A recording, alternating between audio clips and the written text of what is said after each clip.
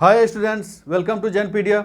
इस लेक्चर में हम लोग ट्रांसफार्मर का इक्विवेलेंट सर्किट है उसको सिंपल करेंगे, आसान करेंगे। ठीक है, आसान कहने का मतलब जैसे ये वाला पार्ट है ना, इसको हटा देंगे। देख रहे हो आप, जैसे ये है तो आपको देखने में लग रहा होगा कि कैसे सॉल्व करेंगे क्वेश्चन को, ट्रांसफार्मर टफ हो जाएगा इसके वजह से। तो कुछ नहीं है, बहुत आसान है।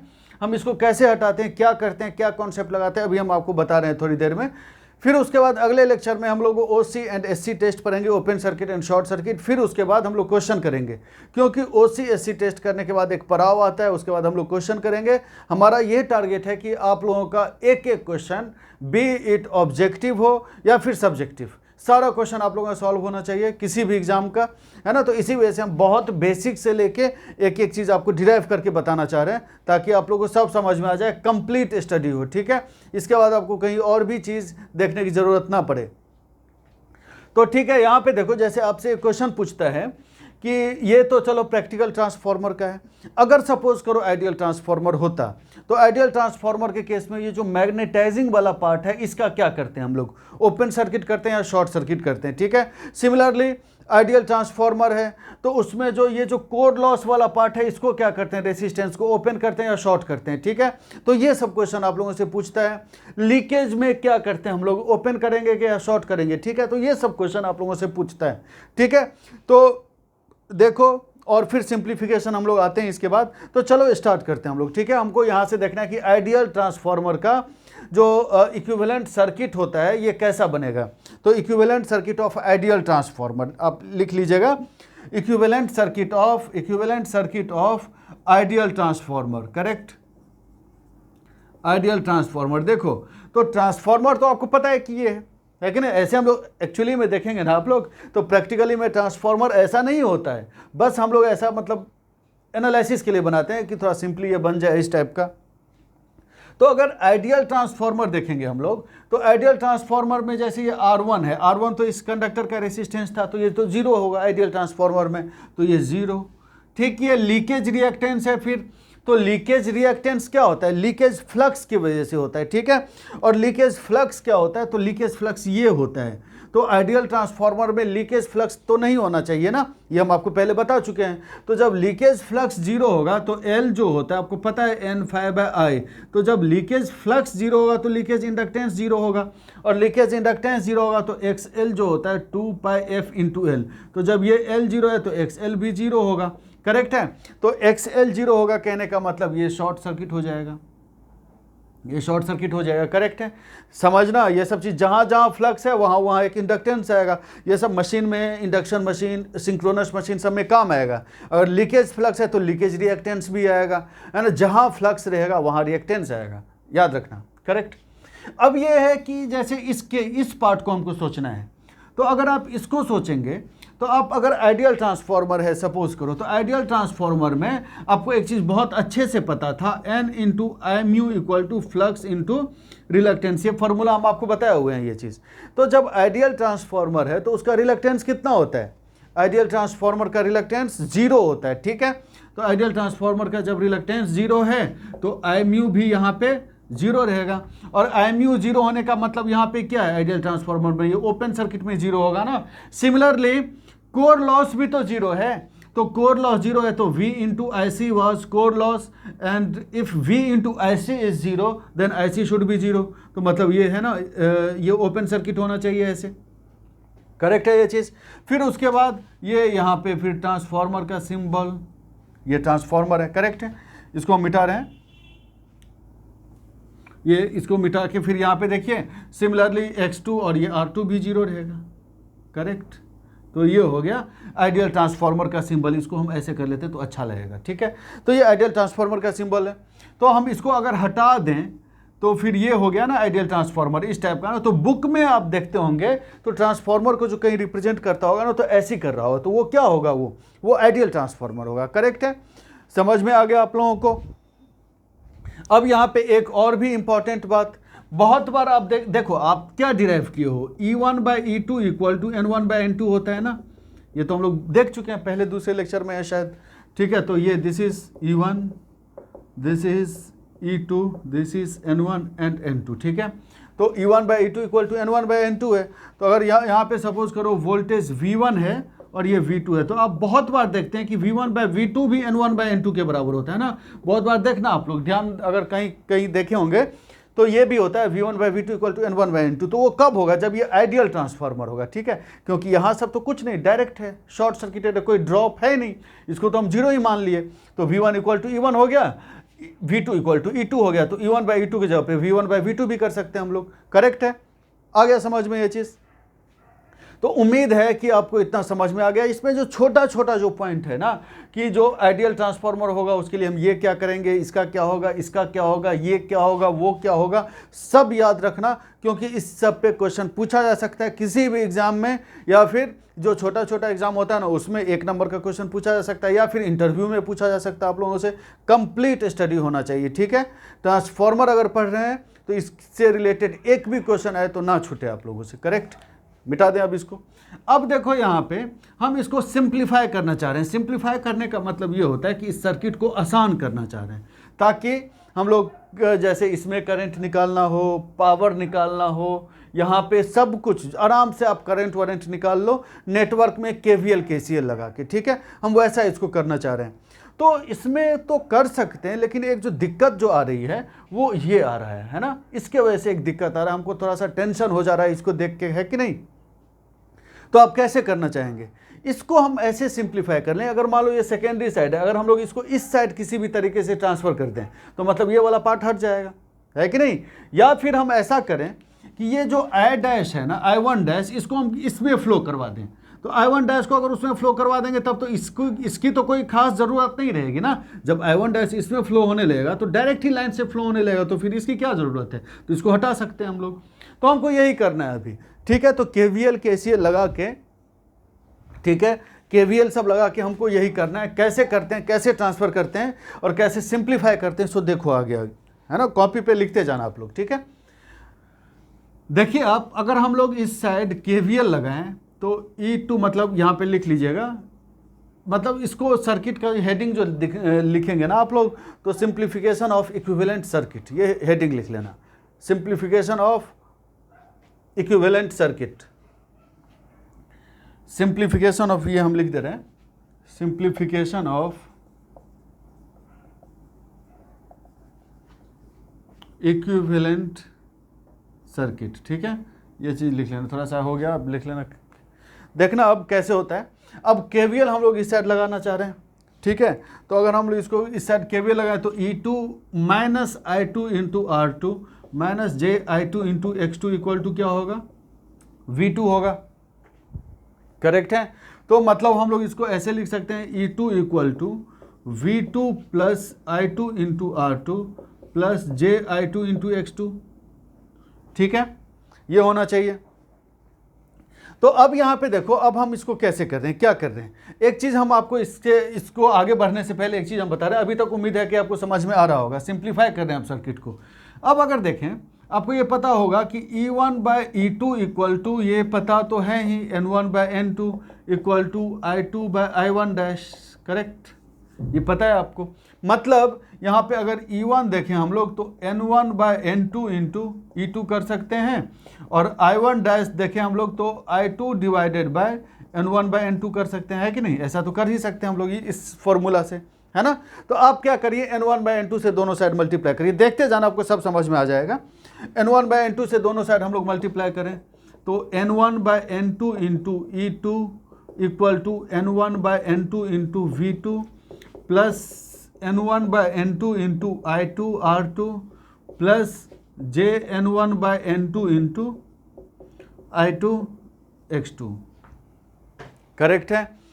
अब अगर आप यहाँ पे देखेंगे ये चीज़ कि मतलब N1/N2 × E2, N1/N2 × E2 क्या है, N1/N2 × E2 E1 है, ठीक है। N1/N2 × E2 E1 है, करेक्ट है। इसको हम लोग मतलब इसको अब V2 है ना, तो इसको हम लोग V1' कर ले रहे हैं। ये क्या है आपको समझ में आ जाएगा अभी।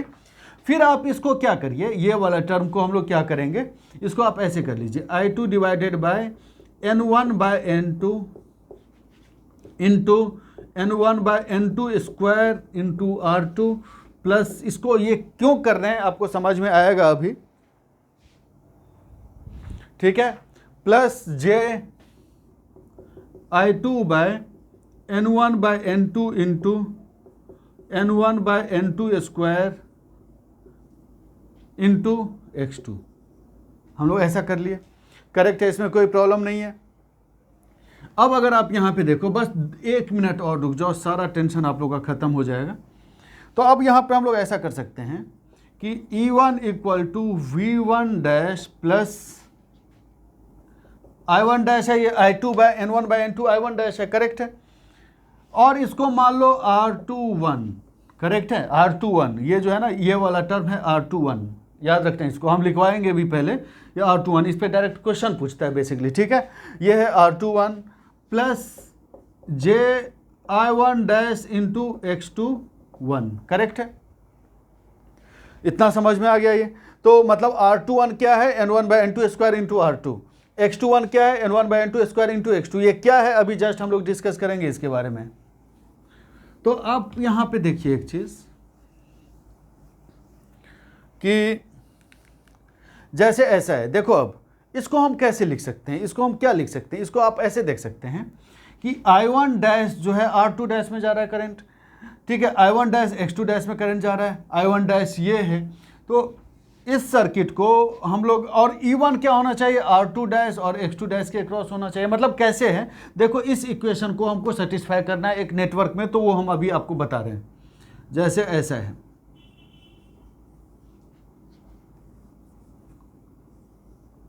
देखिए ये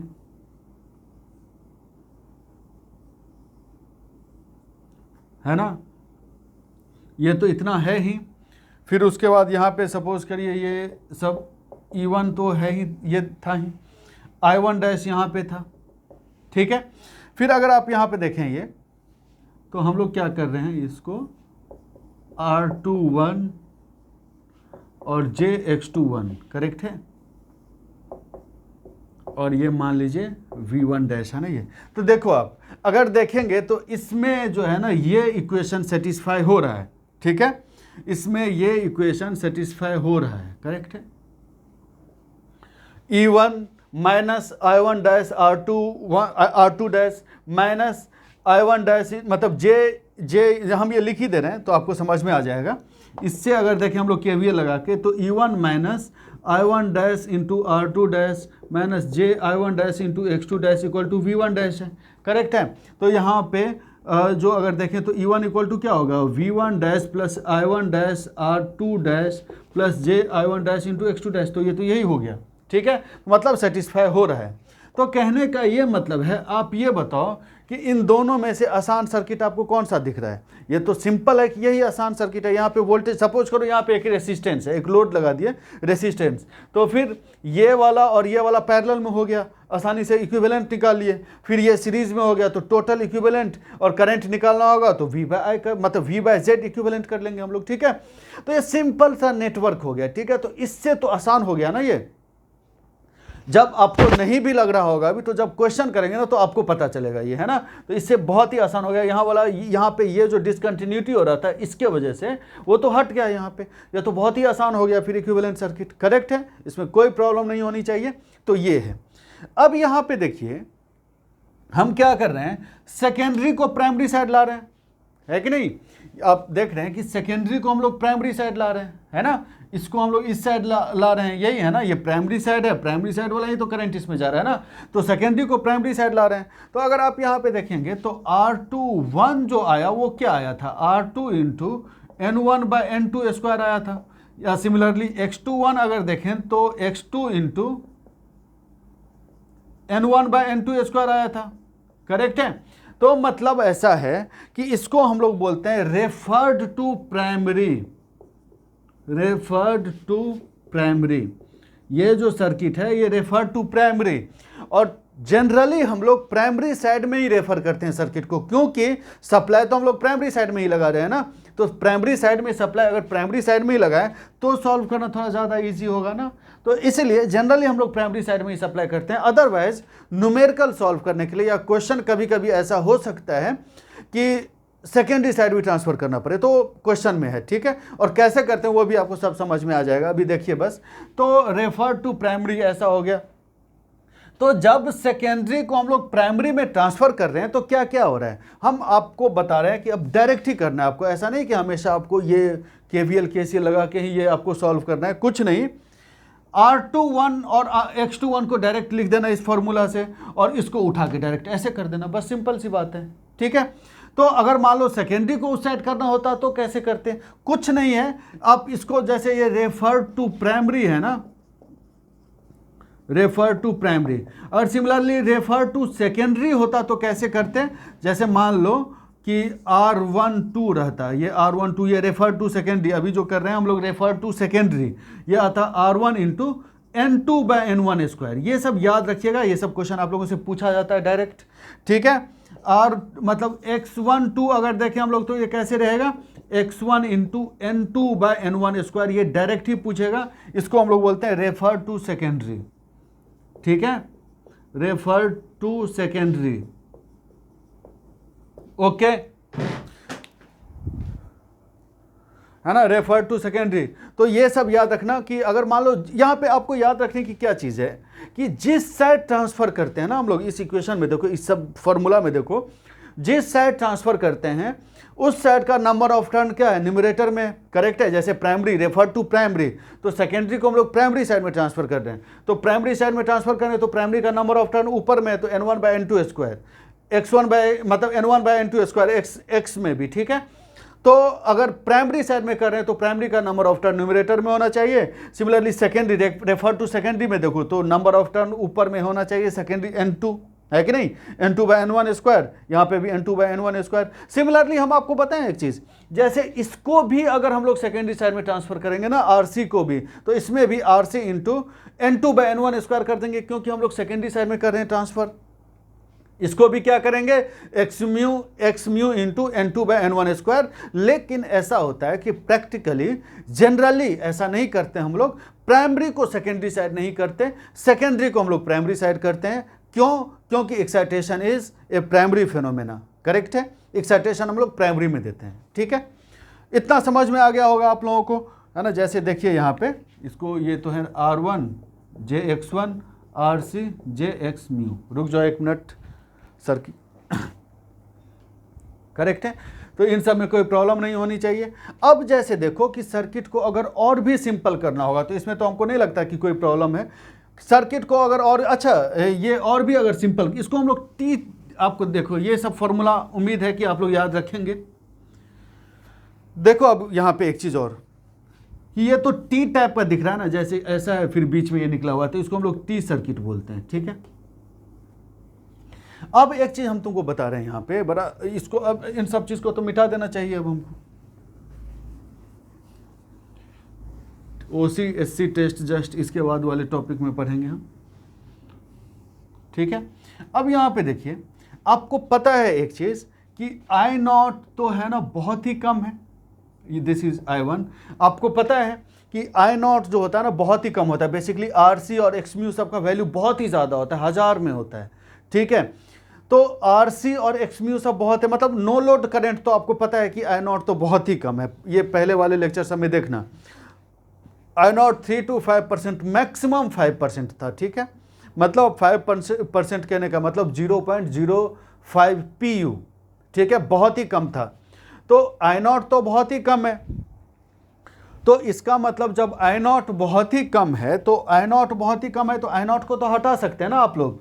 तो इफ I0 इज निग्लेक्टेड, ठीक है, आपको क्वेश्चन में ये दे दे कि निग्लेक्ट कर दो I0 को, नो लोड करंट को निग्लेक्ट कर दो, या फिर RC का वैल्यू बहुत ही ज़्यादा दे दे, X म्यू का वैल्यू बहुत ही ज़्यादा दे दे, तो इसका मतलब जब ये सब बहुत ज़्यादा है तो I0 तो बहुत ही कम रहेगा ना, ठीक है। तो ये दोनों में से कुछ भी दे सकता है।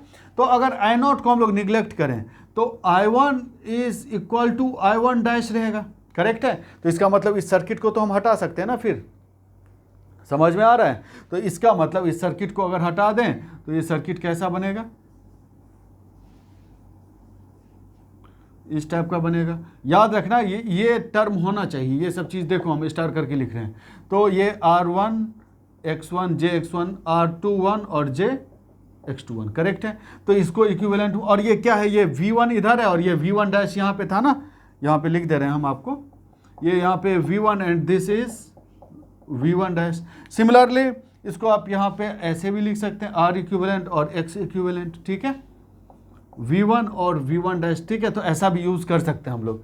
और जनरली आगे याद रखना, मशीन में भी याद काम आएगा, आगे पावर सिस्टम में भी काम आएगा कि ये जो है ना, ये तो R इक्विवेलेंट और ये X इक्विवेलेंट हो गया है ना। जनरली हम आपको बताएंगे कि X इक्विवेलेंट R इक्विवेलेंट से बहुत ज़्यादा होता है, ठीक है। हम लोग चाहते भी हैं, ये बहुत इंपॉर्टेंट है, ये हम आपको बता रहे हैं, क्योंकि ये जो होता है ना X, ये इंडक्टर जो होता है ना, करंट के चेंज को रोकता है। तो आप बहुत बार चाहते हो कि करंट चेंज ना हो, करंट कांस्टेंट हो, तो इसका मतलब X इक्विवेलेंट थोड़ा ज़्यादा होना ही चाहिए R इक्विवेलेंट से, ठीक है। तो अगर इस केस में R इक्विवेलेंट को हम निगलेक्ट करें तो सर्किट सिंपली ऐसा हो जाएगा ट्रांसफॉर्मर का, ठीक है। तो इसमें कोई अप्रोक्सीमेशन नहीं है, इस सर्किट में नो अप्रोक्सीमेशन। यही सब तो क्वेश्चन पूछेगा आप लोगों से, इस सर्किट में नो अप्रोक्सीमेशन, लेकिन इन सब में तो कुछ कुछ अप्रोक्सीमेशन है ना। तो ये सब चीज़ याद रखिएगा, विथ अप्रोक्सीमेशन,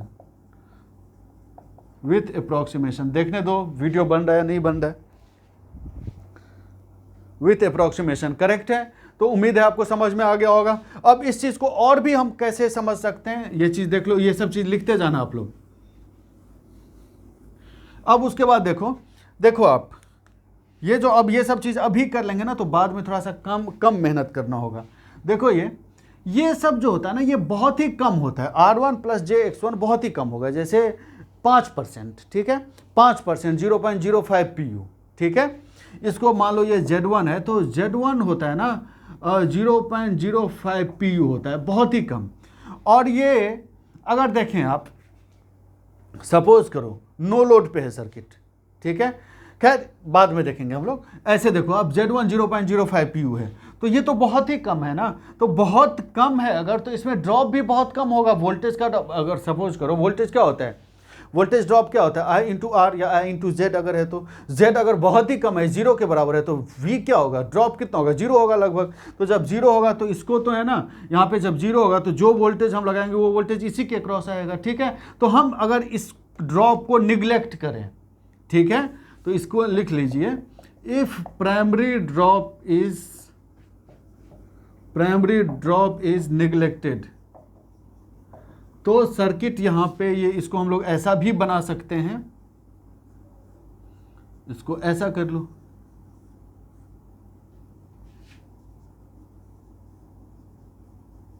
ठीक है।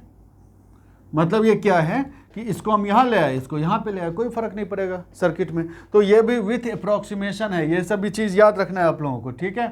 दिस इज इनपुट वोल्टेज, ये V1 डैश है, और V1 डैश कैसे आया था, याद है ना आपको, V1 डैश N1/N2 × V2 था, ये भी याद रखना, क्वेश्चन आएगा, है ना। तो इसको हम लोग बोलते हैं कैंटिलीवर सर्किट, ठीक है। ये भी चीज़ याद रखिएगा आप लोग, लेकिन ये सब अप्रोक्सीमेशन के साथ है, ठीक है। ये इसमें कोई भी अप्रोक्सीमेशन नहीं है, लेकिन बाकी जो सर्किट किया वो अप्रोक्सीमेशन के साथ है। उम्मीद है कि आपको समझ में आ गया होगा। अभी नेक्स्ट हम लोग जो पढ़ेंगे वो हम लोग open circuit and short circuit test पढ़ेंगे, which is very very very important किसी भी एग्जाम के लिए, ऑब्जेक्टिव और सब्जेक्टिव के लिए, ठीक है। सब्सक्राइब करना, थैंक यू।